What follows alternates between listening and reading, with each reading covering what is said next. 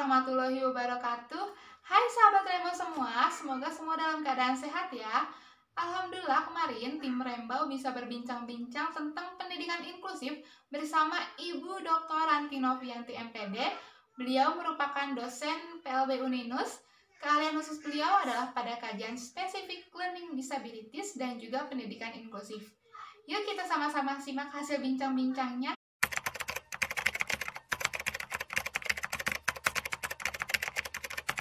Baik, pendidikan khusus atau yang sering kita kenal dengan istilah pendidikan luar biasa ini adalah pendidikan bagi anak dengan disabilitas. Sedangkan pendidikan kebutuhan khusus yaitu pendidikan bagi anak yang mengalami hambatan belajar dan perkembangan. Jadi pendidikan kebutuhan khusus ini skupnya jauh lebih luas dibandingkan dengan pendidikan khusus. Sebenarnya ini bukan hanya sekedar perbedaan istilah saja, tapi ada perbedaan persepsi dan cara pandang yang melatar belakanginya. Jadi pendidikan bagi anak dengan disabilitas selama beberapa dekade ini telah mengalami banyak perubahan. Perubahan ini dipengaruhi oleh sikap kesadaran masyarakat terhadap anak dengan disabilitas dan pendidikannya. Pendidikan khusus ini melihat seorang anak dari label atau karakteristik disabilitasnya, yang hal ini digunakan sebagai dasar dalam memberikan layanan pendidikan. Maka muncullah layanan pendidikan yang bersifat segregasi dan pendidikan integrasi. Di segregasi kita mengenal ada istilah SLB A, B, C, D, dan seterusnya ya. Yang pengelompokannya ini didasarkan pada karakteristik yang dianggap sama, yaitu label disabilitasnya. Jadi fokus utama dari pendidikan khusus ini adalah label atau jenis disabilitasnya. Sedangkan pada kebutuhan khusus ini memandang anak secara holistik. Dia sebagai individu yang utuh, unik, termasuk anak dengan disabilitas. Di pendidikan kebutuhan khusus, keragaman dan perbedaan individu ini sangat dihormati. Semua anak dipandang sebagai individu yang unik, memahami bahwa setiap anak memiliki hambatan belajar dan hambatan perkembangan yang bervariasi, sehingga setiap anak ini memiliki kebutuhan belajar dan perkembangannya secara individual, bukan didasarkan dari label disabilitas yang dialami. Jadi pendidikan kebutuhan khusus ini melihat kebutuhan anak dari spektrum yang sangat luas. Menurut pemahaman pendidikan kebutuhan khusus, pembelajaran itu seharusnya berpusat pada anak untuk membantu menghilangkan hambatan belajar dan hambatan perkembangan anak, sehingga kebutuhan belajar setiap anak ini dapat dipenuhi. Jadi fokus utama dari pendidikan kebutuhan khusus adalah hambatan belajar dan kebutuhan anak secara individual. Konsekuensi dari cara pandang ini melahirkan gagasan diantaranya bahwa anak-anak dengan disabilitas seharusnya dilayani pendidikannya ini bersama-sama dengan anak pada umumnya di sekolah biasa, yang tentunya yang terdekat ya, dengan tempat tinggalnya. Dan pendidikan seperti ini dinamakan pendidikan inklusif, yang bersifat responsif dan disesuaikan dengan kebutuhan anak.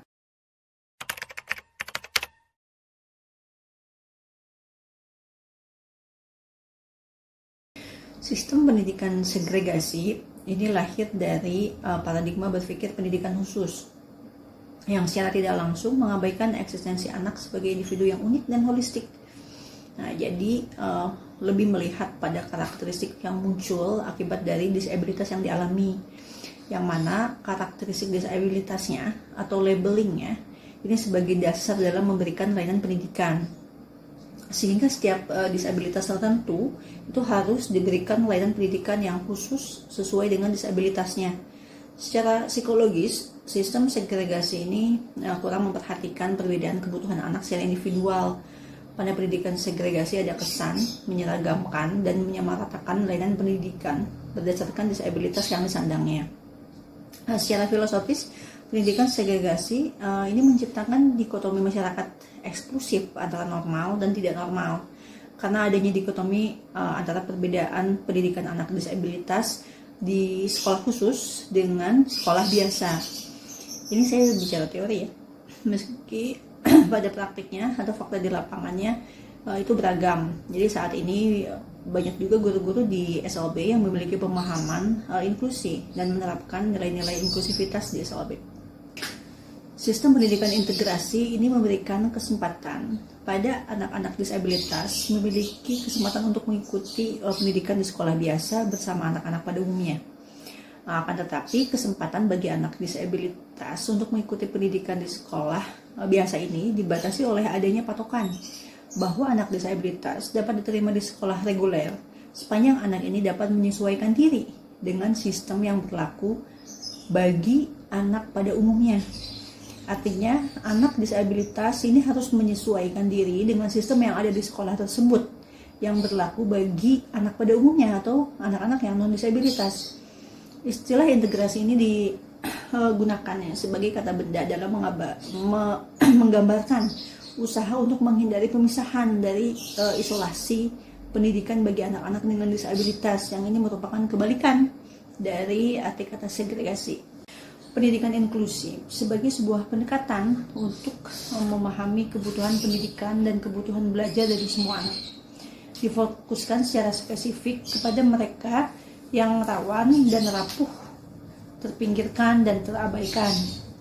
Prinsip pendidikan inklusif ini diadopsi dari Konvensi Salamanca tentang pendidikan kebutuhan khusus pada tahun 1994 dan diulang kembali pada Forum Pendidikan Dunia di Dakar tahun 2000. Nah, pendidikan inklusif ini mempunyai arti bahwa sekolah harus mengakomodasi semua anak tanpa mempedulikan keadaan fisik, intelektual, sosial, emosi, bahasa, dan kondisi-kondisi lain, termasuk anak-anak penyandang disabilitas, anak berbakat, pekerja anak jalanan, anak di daerah terpencil, anak dari kelompok etnik dan bahasa minoritas, dan anak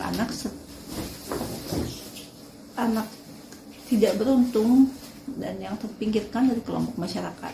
Pendidikan inklusif ini mencakup perubahan dan modifikasi dalam isi, kemudian pendekatan, struktur, dan strategi yang dapat mengakomodasi kebutuhan semua anak sesuai dengan kelompok usianya. Jadi di sekolah yang mengimplementasikan pendidikan inklusif ini tidak ada tinggal kelas ya, atau kelas akselerasi, itu tidak ada. Pendidikan inklusif ini sangat peduli dalam memberikan respon terhadap spektrum kebutuhan belajar yang luas, baik dalam setting pendidikan formal maupun juga pendidikan non-formal. Pendidikan inklusif ini adalah sebuah pendekatan yang melihat bagaimana mengubah sistem pendidikan agar dapat merespon keberagaman peserta didik. Tujuannya ini adalah agar guru dan siswa keduanya memungkinkan merasa nyaman dalam keberagaman dan melihat keberagaman sebagai sebuah tantangan dan pengayaan dalam lingkungan belajar.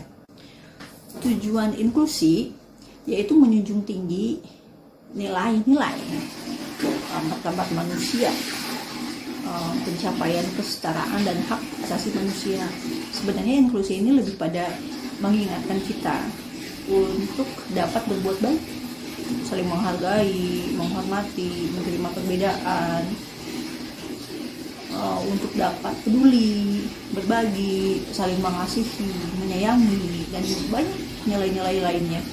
Pada dasarnya nilai-nilai inklusi ini memanggil kita untuk mengambil tanggung jawab dalam tantangan membangun masyarakat yang manusiawi, bukan untuk segelintir orang, tetapi untuk semua, bukan yang disabilitas saja, tapi untuk semua. Jadi modal dari mengimplementasikan pendidikan inklusif ini adalah niat sebenarnya, niat tulus untuk peduli dan membantu sesama. Jadi bukan keilmuan, bukan hanya keilmuan, karena dengan tadi niat ini, insya Allah akan membukakan jalan. Allah akan banyak memberikan petunjuk, Allah akan memampukan, dan insya Allah akan banyak yang mendoakan. Nah, jadi bagi orang-orang yang berhati tulus, saling peduli, saling mengasihi, menyayangi, untuk dapat saling membantu, itu merupakan ya, modal utama dari implementasi pendidikan gitu. Allah alam bisawab, hanya Allah yang maha tahu, dan saya hanya menyampaikan sedikit yang saya tahu atas izin Allah dari beberapa literatur yang saya baca.